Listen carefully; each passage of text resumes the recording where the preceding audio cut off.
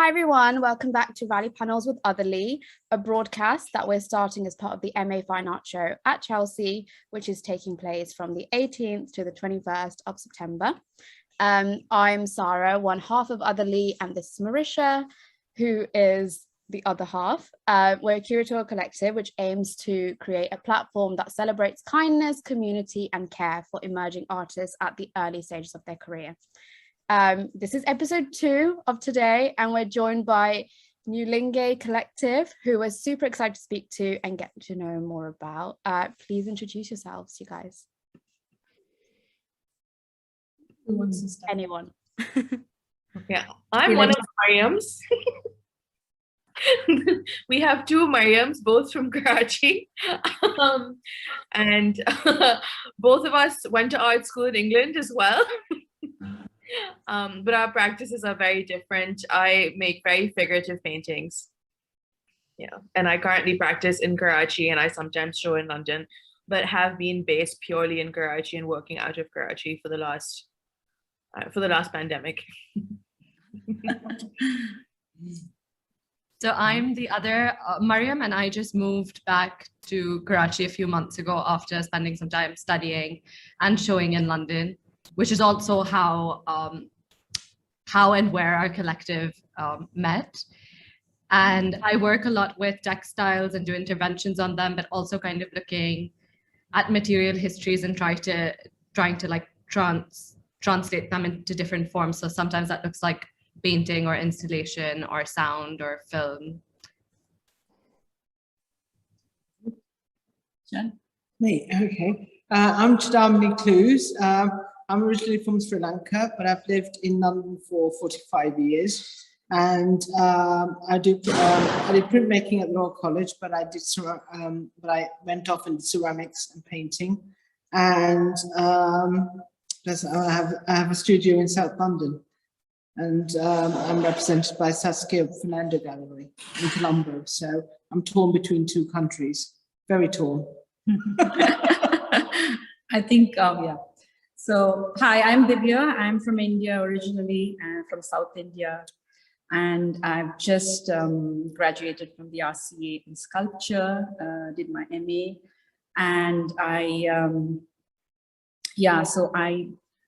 must say, I have been saying a lot about my practice in the past, but, in college and for competitions and stuff. But I must say, I am my own muse in a very, it sounds quite narcissistic, maybe a bit narcissistic, but I find that working on myself and my stories and my past and histories is a good way to find that elusive thing that we are always looking for, authenticity.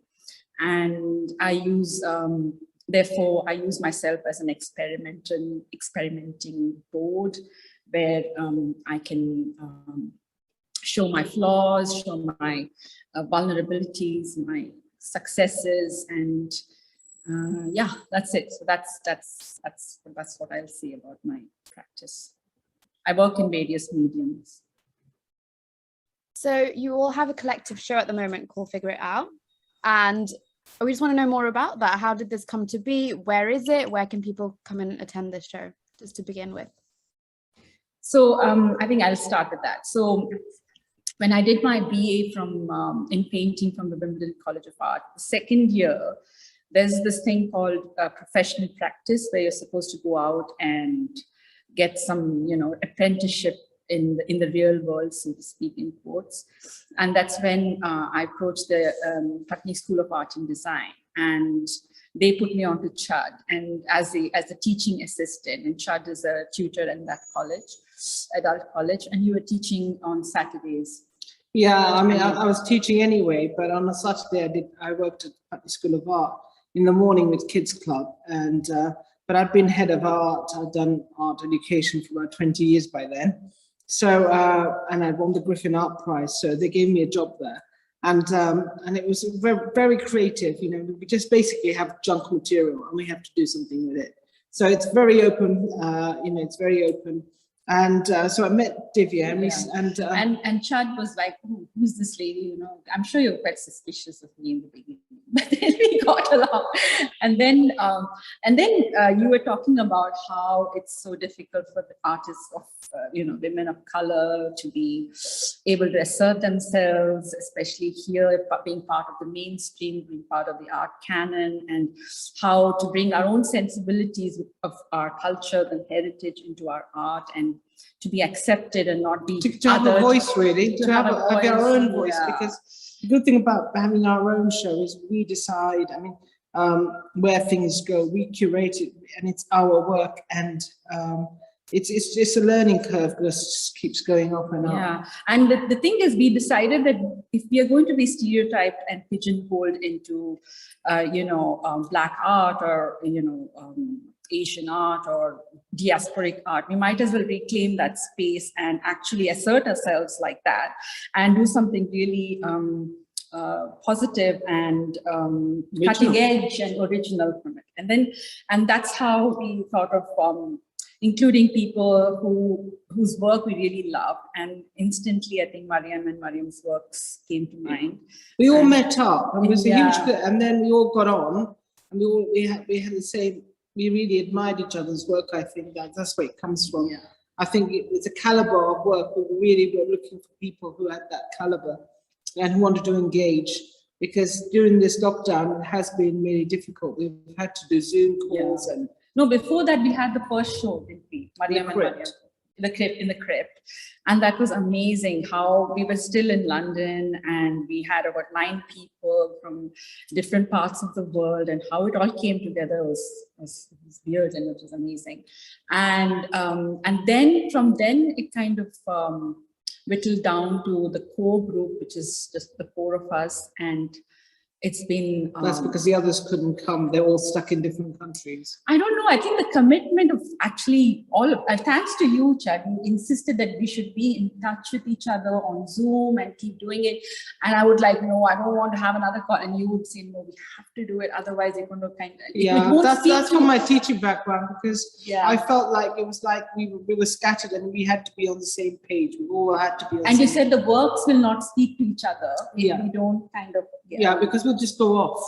And there was a lot of experimentation, but even with the show, we had to show our best stuff and what we were really happy with, because we went off in lockdown and did our own things, but it had to speak to each other. And if we met regularly, our thoughts and ideas sort of fused, didn't it? They sort of cross-pollinated each other. And I think both the Mariams, they brought their youth, enthusiasm, and new ideas. I think. I mean, nobody said, "Oh no, we don't want to do this. We don't want to do that." And it costs money. At odd times, I'd be like, the print costs some money. So it's like, and venues cost money, and that sort of thing. So we had to really think about it and be committed.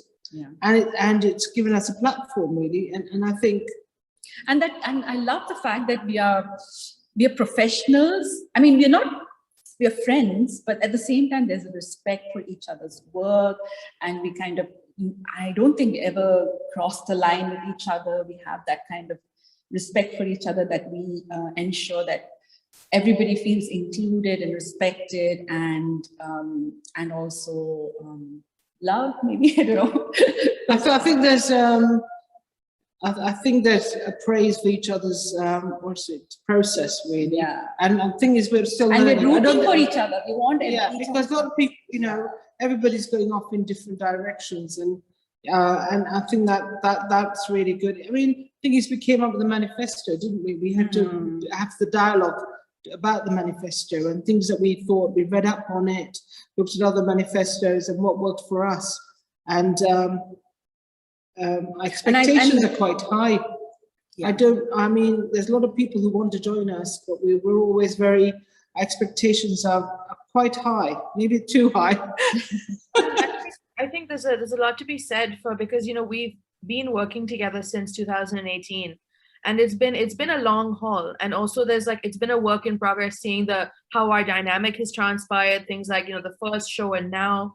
And there's a lot to be said for collective drive, and because during the pandemic our show has been postponed how many times? 3 times. 3 times. The work was in the van. I came to London and it got postponed. You know that there's something to there's something to be I feel said. so bad for that. Yeah. So, it was horrible. But I really want to be in the show because I really believe in what the collective represents and what we're doing. There's a lot of And it's important to say that each one of us have our own individual practices. Like Chad is doing so well in Sri Lanka and she has this representation. Mariam and Mariam are having their own shows on a regular basis. They win awards. I just had my degree show like in a couple of months ago. And my last week I sent my work to Ankara for a show. So everybody has their own kind of individual things happening. But as a collective, it's so amazing that we have our identities, but it kind of fuses together for the collective in a different way. Yeah, I think it's challenging as well. Yeah. Challenging our work and trying things out and having, if you're not sure, you can have a creator. I send images and I say, what do you think?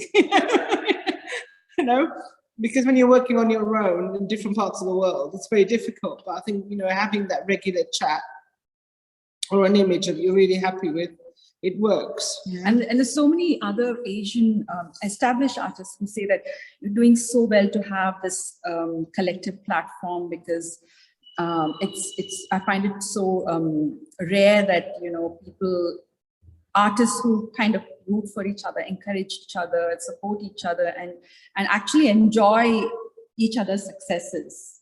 Yeah, I mean, it's a competitive area. Yeah, it is. Yeah. It's competitive.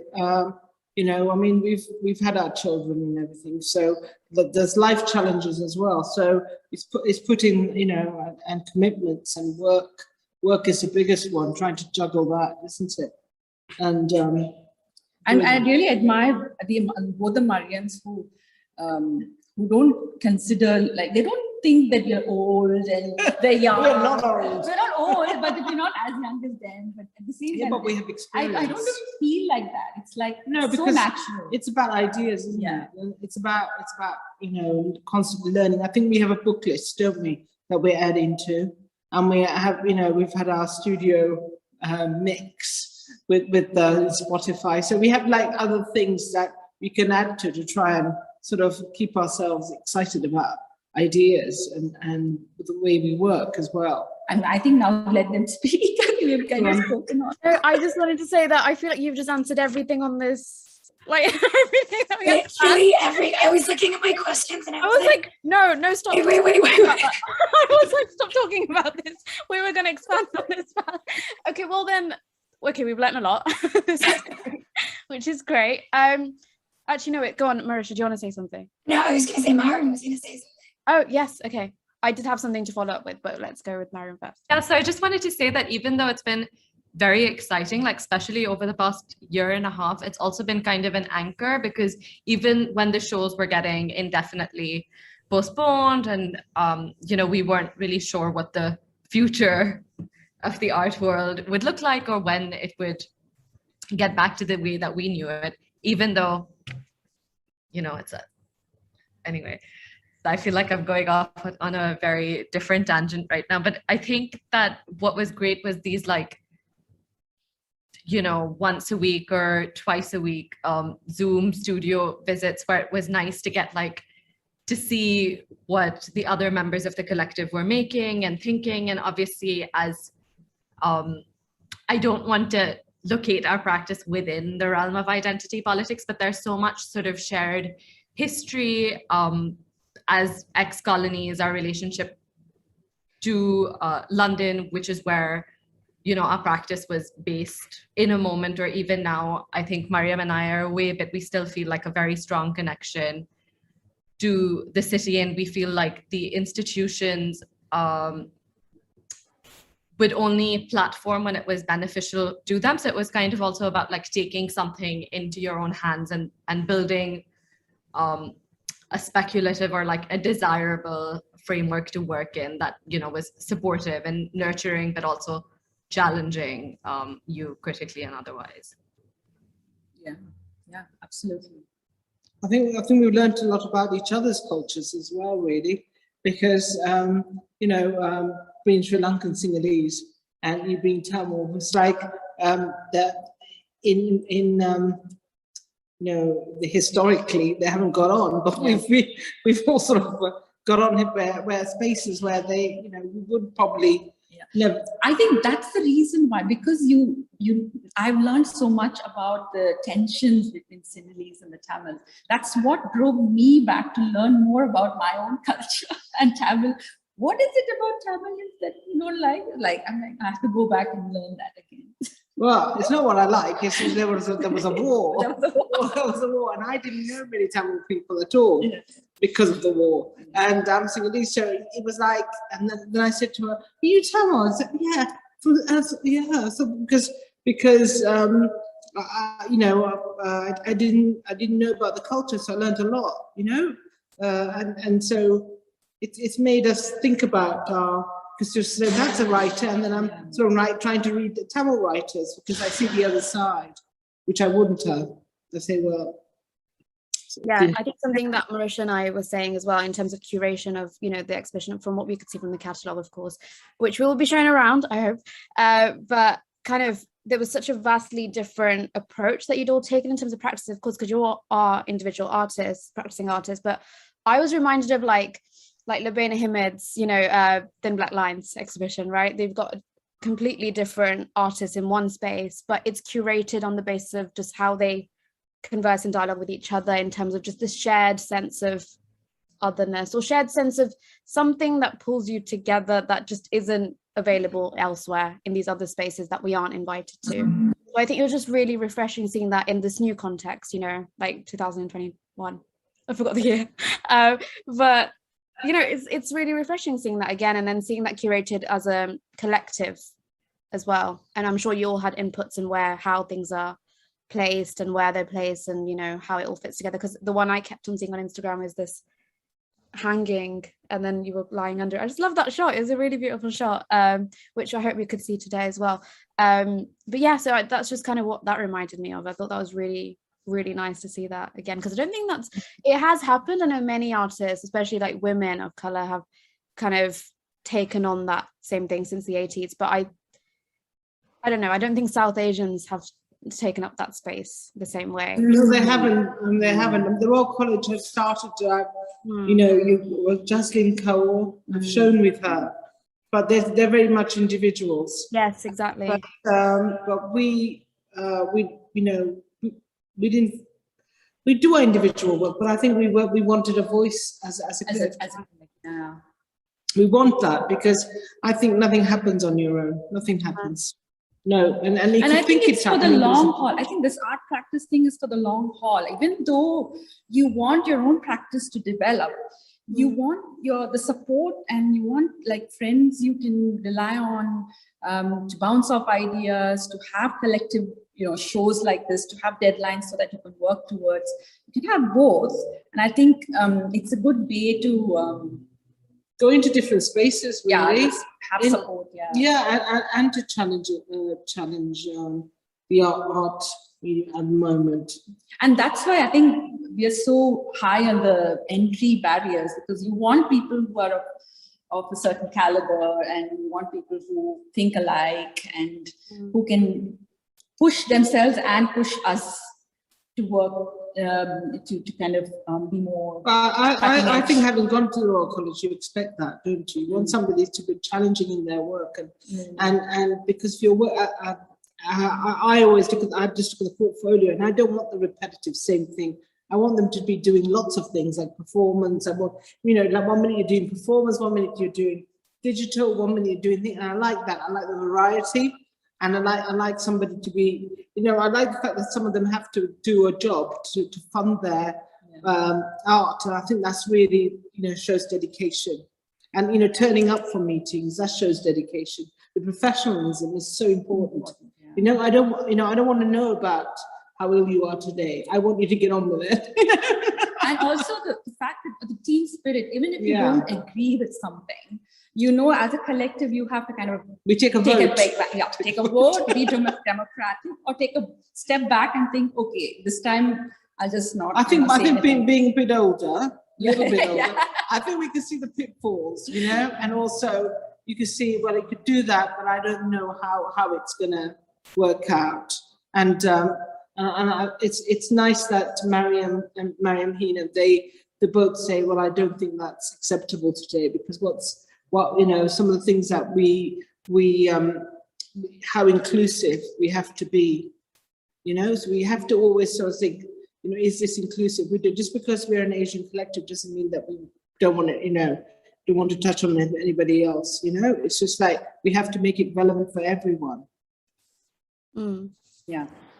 I think it's really interesting. Just earlier on when we did our first episode with Berger and Berger, we spoke about this individualism. I think Marisha picked up on that in art, and how anyone working as a collective or in any collaborative kind of practices are just inherently kind of just saying no to that kind of restrictedness that happens within the arts, especially right now, when I don't think it's ever worth doing things by yourself and only kind of serving your own, I suppose, you know, I don't know what you want to even call it, like feeds in kind of who's attending. You kind of become your own audience as well, each other's audience for the work when you're working collectively. So I think you were saying earlier on about you know, you'd come up with an idea, you'd have a crit about it. I think that's really lovely. I think that can only really happen when you're already working so closely together, I suppose. I think one of the questions that we had was as well, which you haven't, you touch everything, you touch upon everything right now, but was kind of but I genuinely believe that the pie is big enough for everybody. Everybody, yes, of course. Yes. Yeah.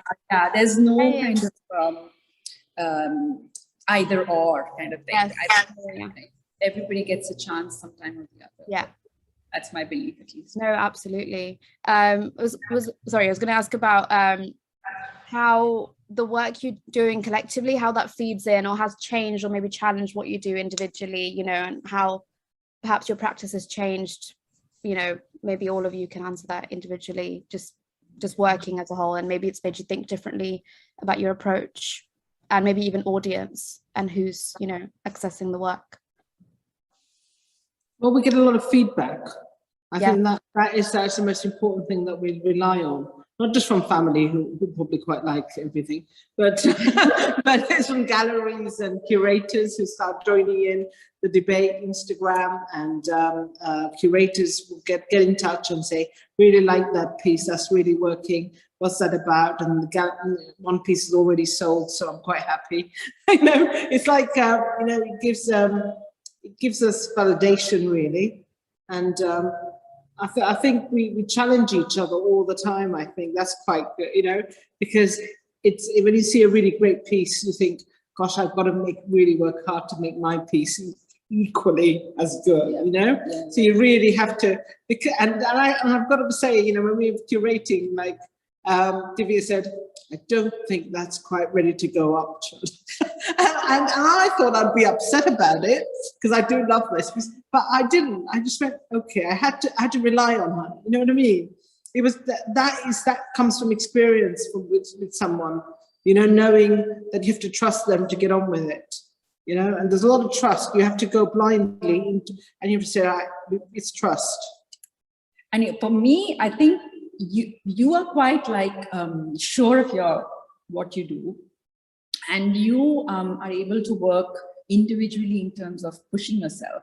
But for me, at least looking at the way you work has influenced how I do my work too, and it has inspired me to push myself in certain directions. So I think at least over the lockdown, because I couldn't go back to college, I couldn't meet anybody. I was just working on Zoom. So the only kind of real interactions were what the conversations I was having with you and seeing what you were selling and what you were talking about your work. So I think that made a big impact. So, and I see the colors, I'm like, yeah, I usually used to work with black and white. I was so scared of using color, and suddenly I come up with this super colorful thing. And where did that come from? Yeah, I'm sure that's the first. I think the influence when we have look around is the color. Yeah. I mean, I don't know what it is, but it really is sort of like Southeast Asia. It's very colorful. And we don't know where the color comes from. It's just there's so much color. That's Anyway, actually really that funny is because what my I'm trying to work say is consistent, yeah. usually has a very specific palette, but for this show, it's like gone off and done something that I didn't quite intend for it to do. And I don't know how that's happened because all the work was being made in sort of like different corners of the world, but only really speaking through Zoom for a You year. won't believe it, Mariam, you are not, but it's like, It's beautiful. Your Yeah. pieces are beautiful, Mariam. yeah, they are- Absolutely beautiful. it's like a flow, like a story, it flows around the room.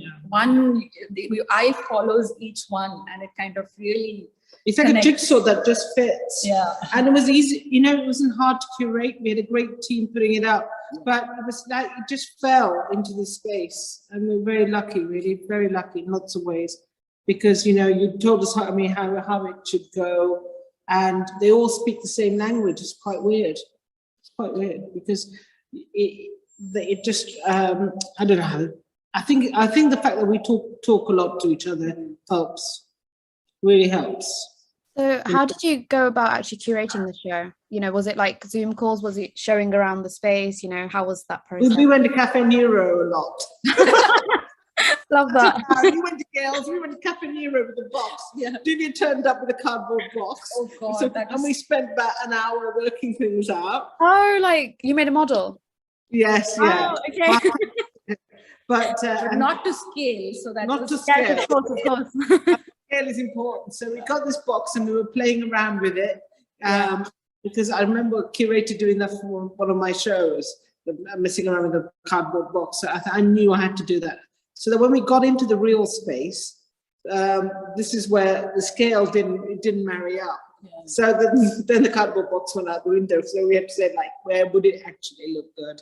And then to be honest, yeah, we were quite nervous about it. we were nervous. It was like one of our first times ever curating.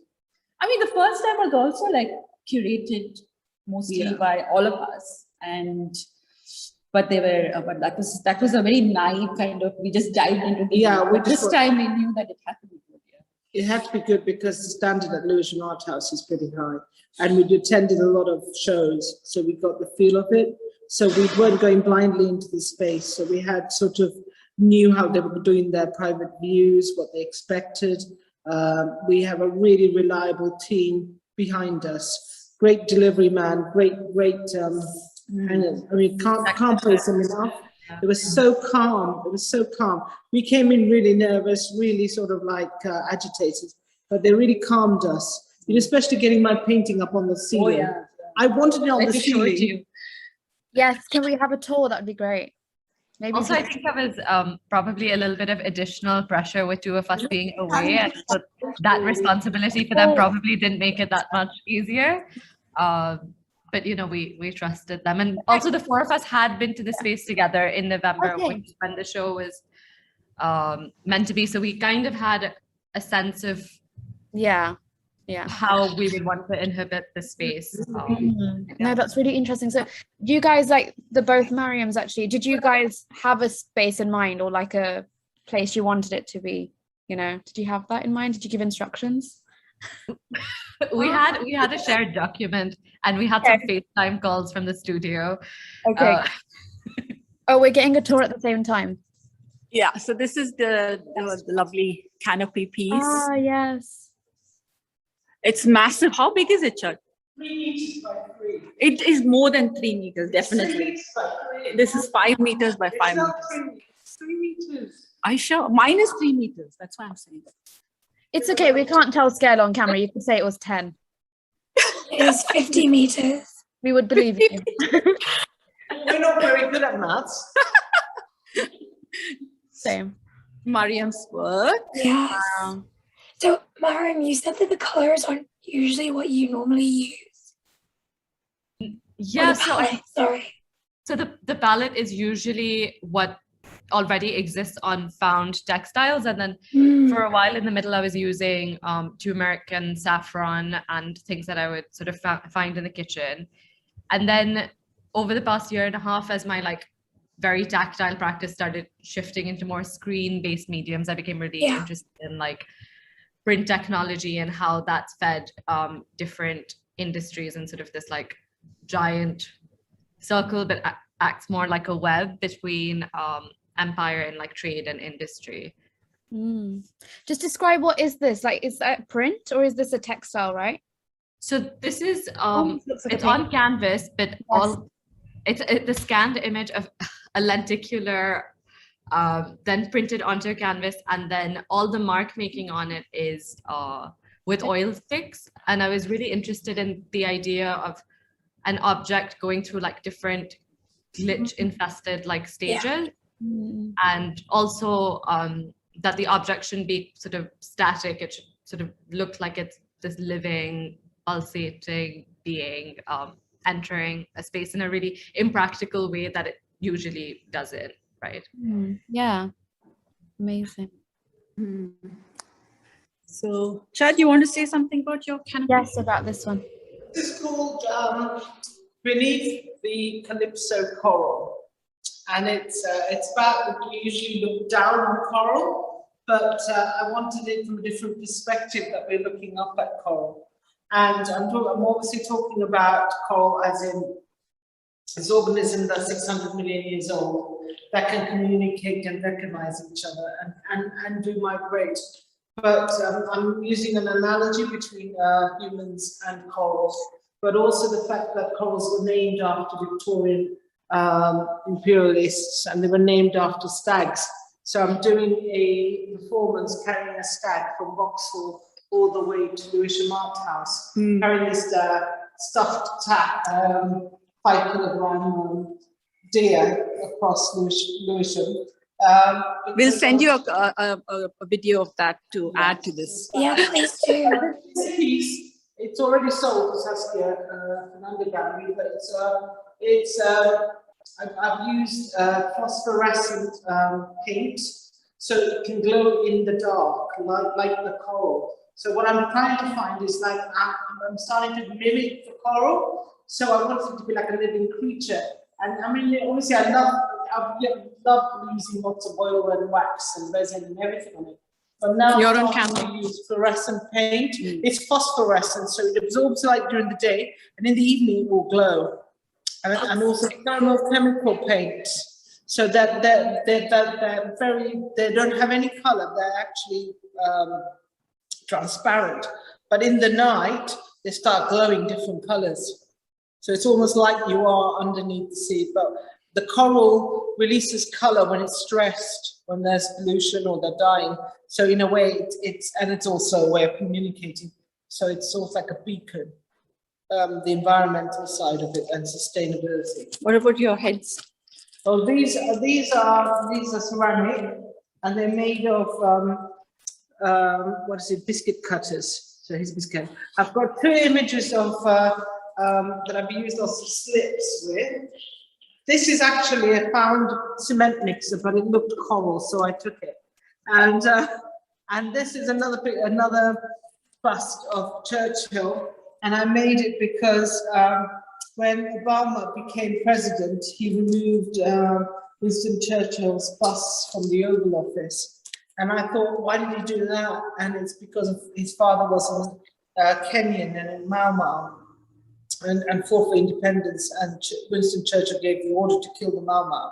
So there was a massacre. Oh, I see. So I thought that it was quite interesting that when they interviewed President Obama, and they said, is it because we hate Winston Churchill? He said, no, I love Winston Churchill. But you could actually feel he was being sarcastic because he wasn't going to have him in the Oval Office. Yeah. You know, he had that grudge, which he obviously carried with him. And I thought it was quite weird that when Trump became president, that he put Winston Churchill back in the Oval Office. And then the minute Biden came in, he removed Winston Churchill. So, I mean, the great bust, but the fact that his head is being moved about, depending on the politics. So I started making Churchill. And you know, he was a great soldier when he was a young man.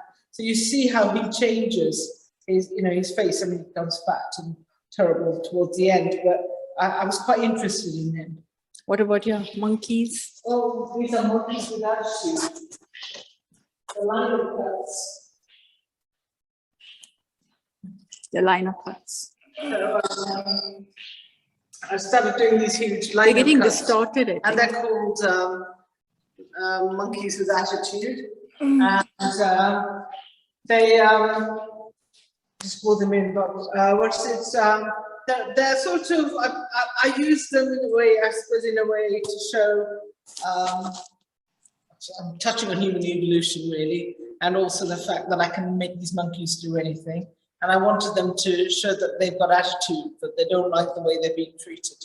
So they've got this other side to them, but also that I know they're quite cheeky as well. So I can, and they became lino cuts. Nice. How about you, Mariam? Yeah, so this is one of my 3, it's just very kind of like, you know, standard oil painting, very like, you know, rooted in the history of like, you know, figure painting and portraiture. And they're all they're all women, and they've got this like kind of, because because They're being noticed and commented upon on a daily basis, I must say. I hope in a good way. In a good way, yeah, of course. Yeah, but so I think a lot about the experience of the body, and also I think a lot about, because, you know, moving from, you know, having my art practice based in England while I was doing my undergrad at Wimbledon College of Art, and then moving to Pakistan and navigating that shift. And I was thinking a lot about things like, you know, exoticizing things, fetishizing things, and how that kind of comes from a hierarchy. You can't fetishize something unless, you know, you are sort of like higher up on the social ladder. And, you know, and it's just like and, you know, being a painter, a lot of like the art history that I interact with is all very much like white, male, you know, depicting, you know, women, or, you know, women of color, things like that, depicting women. And so it's just been very cathartic to reclaim that space for myself. And with these, I do these chalk, I mainly do chalk pastel, monumental kind of, you know, drawing / paintings, and I do oil paintings. And these ones are very big, and they're a huge hassle to install and, you know, and put everywhere, and they're very delicate. But it's kind of like, it's been really nice to assert myself in this very like loud, colorful way, because you can't ignore them, you know. Somebody called them a sumo wrestler. In my Facebook. I was actually just about to say, just seeing them in this space, they're kind of just existing in that space, you know. They're kind of literally these bodies that, as you're saying, they're quite large in size. I didn't realize they were this large either. And just seeing them like next to that door, you know, they're almost kind of life size in many ways, right? This is bigger than life size. It's 5 foot by 8 foot, so it's 8 foot wide. Anything's taller than me. I'm like, but it's really nice because they have their own like human presence almost in this space that has, you know, objects almost, or these materials, and it's kind of, you know, it's a body, and it's just, yeah, it gives it almost a softness to the space, weirdly, I think. Which is, yeah, really interesting seeing it like that. Curation. I mean, I'd love to see Divya's piece, but I think for me, there seems to be, I don't want to get like too artsy, but there seems to be like a relation between like, definitely between Mariam, you know, work, and Chidamani, I'm probably butchering your name's work, and they kind of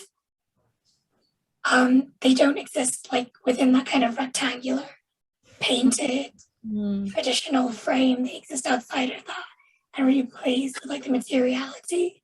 And then also with this, like not being on the square, the last piece that Miriam showed, not being like is it unstretched canvas, or is it a piece of paper, but just existing outside of that rectangular frame, and how that exists in like the white wall gallery space is so interesting to me, like breaking those boundaries in that way. I'm wondering with like Chidamani, like, do you expect people to lie down on the floor and look up at the ceiling? Like, I was going to, but then there's like health and safety issues. I wanted to do yoga, and, you know, that's a good idea. I really did. I was going to provide about 3 or 4, you know, from the castle. They're sort of like really. You should do that for tomorrow. Then, you know, we didn't like that in our health and safety, you know, because what if somebody trips over somebody? Oh, come on. It's just for a second. You just. I don't know. I know, but I hadn't thought of that. Certainly when I was going to put that, because I was, you know, lying under it for a while, And I was going into different spaces, listening to our music. It was amazing. I And did it that. does Yeah. take you on a little journey by yourself. It's like light goes- psychedelic. It Yeah, completely. it's psychedelic. Maybe I was on something. I don't know. It is psychedelic when you go, the light goes through it, Yeah. you know, and then for a second, and it draws everything into it, doesn't it? Draws everything It's into like it connects with all of If you the. show it that way, you can feel it. What do you mean? That way, yeah. Just, yeah, so flat. You can feel it because you're like walking around in it. It's like cavernous. Yeah. And it absorbs when you speak under it. So it's a cloth because it's linen. It's You said it was like a chandelier. yeah. I thought it was like a chandelier because I love chandeliers. I can stare at them for hours. So you know, it was like a grand chandelier, really, and I didn't want it on the wall. I just couldn't bear it on the wall. Okay, let me speak about my work. So this is my 3 meter by 2 meter. It's punch needle embroidered by hand.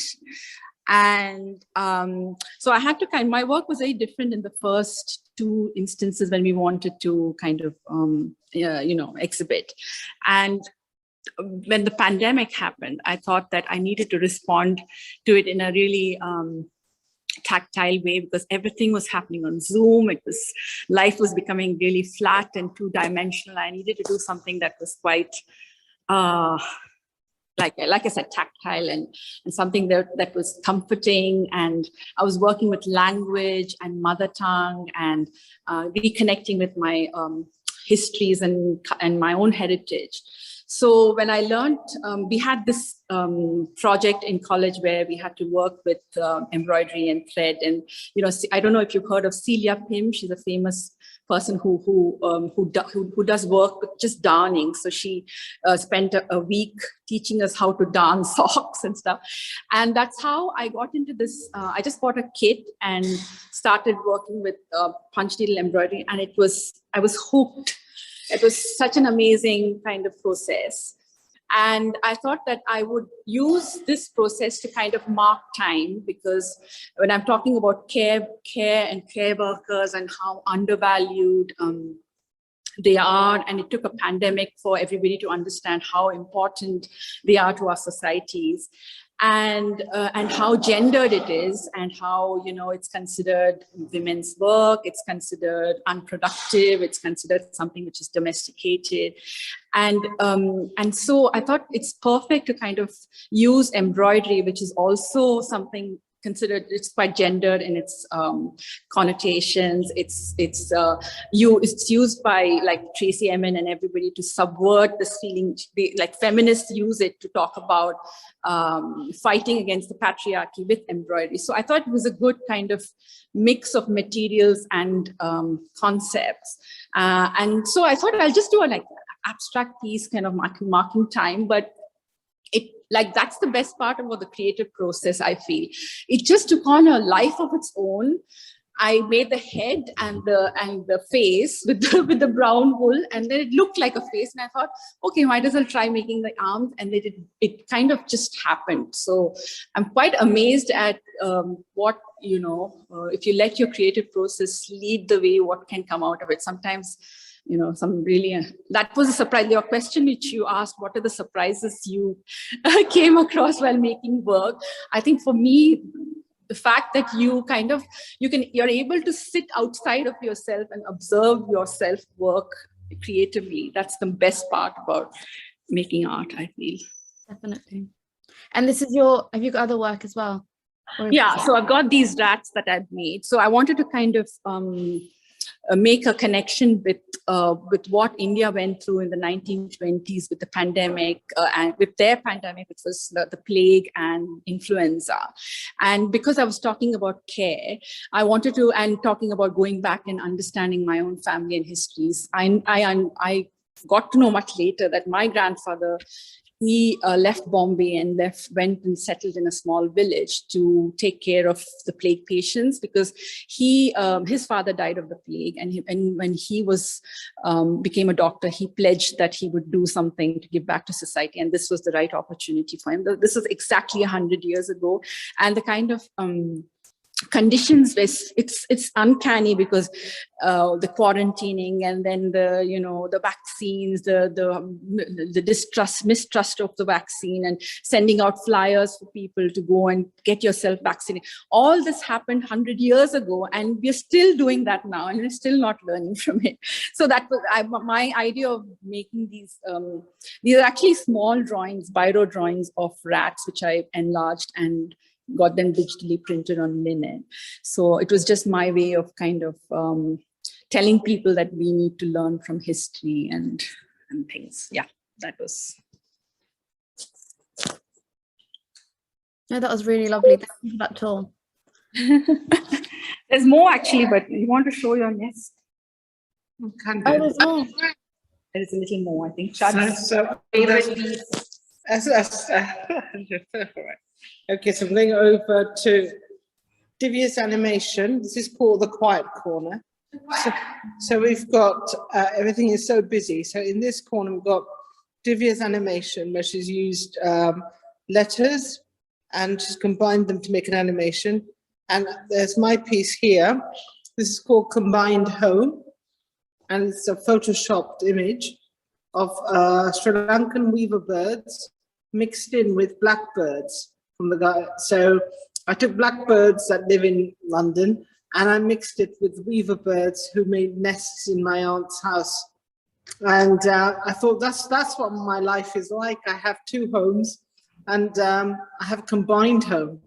And this, because everything in my house is Sri Lankan and English, and it's quite weird. And so I've got my great-great-grandfather's wardrobe with a habitat sofa. So it's like really, really weird, but it isn't weird, but it's a combined home. So that's what I was thinking about. So these are biscuits I was telling you about. You could eat them. So I use biscuit cutters to make hair. So Amazing. Thank you so much. Sorry, Marisha had a question. Yeah, I had a quick question actually to Mariam's about are you guys planning on coming back to London, or are you based abroad now? I have just received word that Pakistan is off the red list, so Sri Lanka. Ages. Sri Lanka. I don't know. I can just check. I'm going I've been complaining to everybody that I can't go. It's horrible. Like everyone gets to see the show but me. I was just dying to be in that gallery space. And Sri Lanka is on the list as well. Are you coming? So, Are you coming? I don't know. I mean, I just found out I've been on the Zoom call. Sorry. Huh? You have 8 more days. You can make it. Dubai has flights all the time. Yeah, I know. I love how you're planning your actual trip right here on this. Yeah, but no, because because of this red list, like that's why we haven't been able to be there for curation and it's been so nerve-wracking to have my work be there and not be there because of some stupid list in politics. How do you feel about the art scene over there, by the way? Like, just both of you, both Mariams, like, do you feel, because of course you're still doing shows and, selling work in London, it seems. And so just how has that, differed for both of you? Like, or has it? Yeah, sorry. I've been here for, I think, I'm in Dubai right now, but I've been based in Karachi for a little over 3 years. And honestly, the art scene is so exciting. I miss things all the time.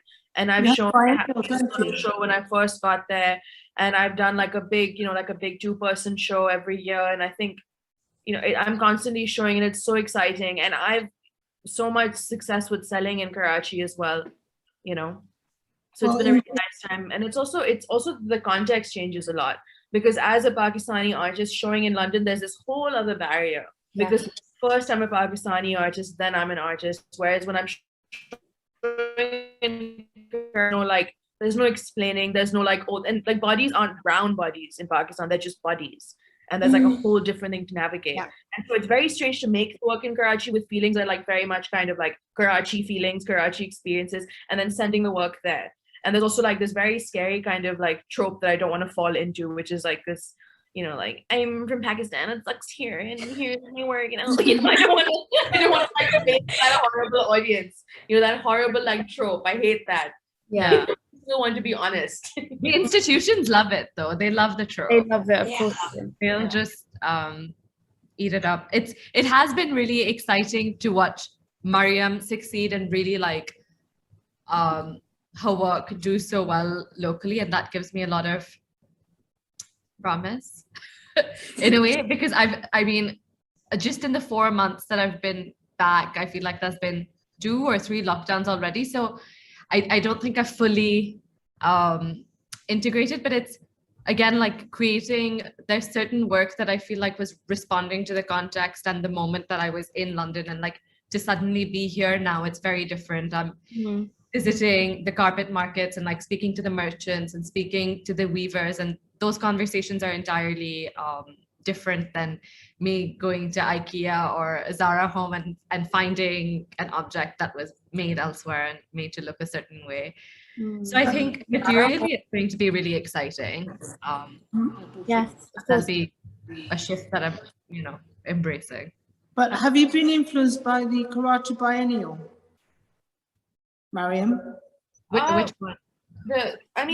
The Karachi Biennial was in 2019, and I was in London during that time, so not really. I saw the Lahore Biennial in February of 2020, and it was really exciting. It was really fun. It's very difficult to pinpoint like where influences come from, because I feel like the paintings just kind of come. I don't know where, if things influence me or not, but it's definitely very exciting. You know, it does make me feel nice. I love seeing art here. I mean, Yeah, it's becoming really, you know, sought after, isn't it? I mean, it's in the news all the time, biennials and everything. So it gives you a different audience as well coming in there. Because I know from Colombo, the Colombo scope is really big now, because it's being set up at the early stages. So I had a lot of interest, and I mean, I really like to take part in that. And so the art world is really changing because it's global. So, you know, especially in Asia, there's so much money from the Chinese and, you know, people wanting to, you know, take part in art there. So there's lots of places to show, really.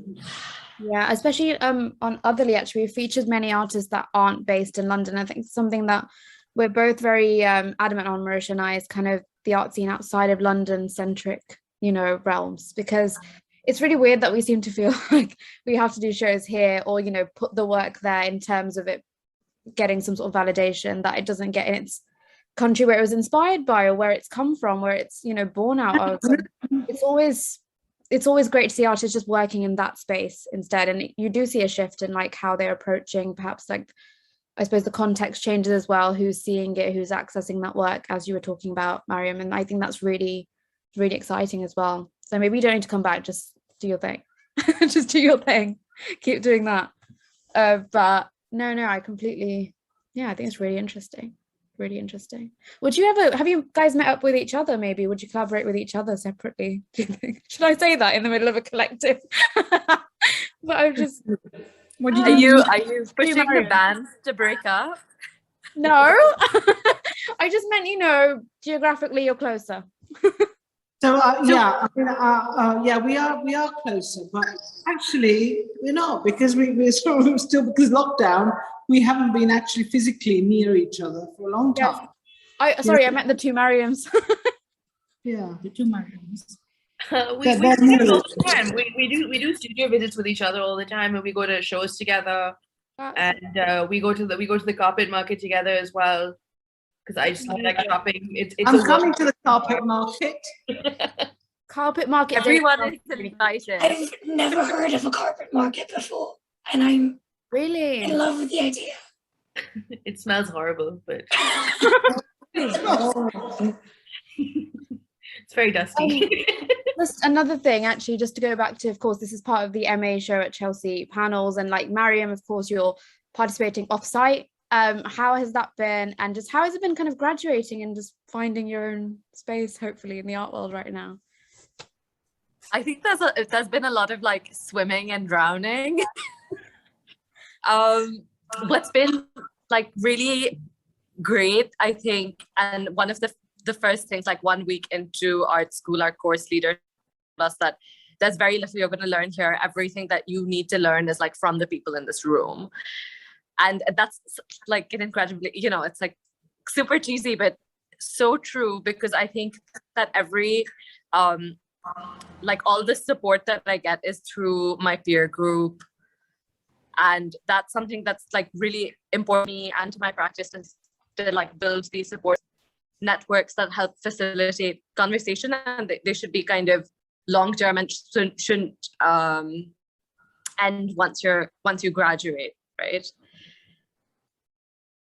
So I think that's been the big life lesson, and also the silver lining to like graduating in a pandemic. And obviously exciting to have my work in a city that I'm missing a lot, but my work is there. Yes. And you are in part of the show, aren't you? Which space are you in? Just want to promote. ALC 17. Great. And should we wrap up, Marisha? Yes, thank you very much. Thanks. Okay, go on, Marisha, you do the outro. Thank you. Thank you guys for having us. And also we definitely went over the 25 minute mark. Yeah, it's completely fine. Which is a good sign. It's a good sign. It meant there's a lot of things to talk about. There's exciting things happening, and there's so many. It's good, obviously we were going to go over anyway. It's completely fine. Thank you so much. Thank you so much for joining us and showing us around. It's beautiful work, and please go see it. Where can they see it? Lewisham Arthouse. Great. And where can they all find you that are watching whenever they'll watch? The collective has an Instagram called Neulinge Collective 2020, and we are tagged. Otherly has just posted, and it would be good to have. We also have a website as well, and our individual websites and Instagrams are all linked on the collective Instagram and website. Yeah, link in bio. Yeah, like, and it's a private share. Also how Neulinge is spelt is important. We'll bear that in mind. No, we will definitely link it in the bio, and when this goes up on the Chelsea page, it'll be linked there as well in the description. Thank you so much for joining us. Thank you for having us. It was really nice to speak to you, and please stay in touch with us as well. We'd love to know everything else you're doing. If you're ever back in London, if you're over there, whatever you're up to, let us know. And Marisha, do you want anything else? No, I think that was everything. Yeah, can't thank you guys enough. Yes. I'll definitely be posting to our website. Yeah. Can we mention the dates for the exhibition? Yes. Divya, check. 16th to the 27th, 8th September. Yeah. Oh, also days. Which days is it open? It's open every day. Every day, and from 12 to 6, but on Sundays from 12 to 3. Oh, great. Okay. Lovely. That's perfect. Bye. Thank you so much. Thank you. Thank you so much. Bye.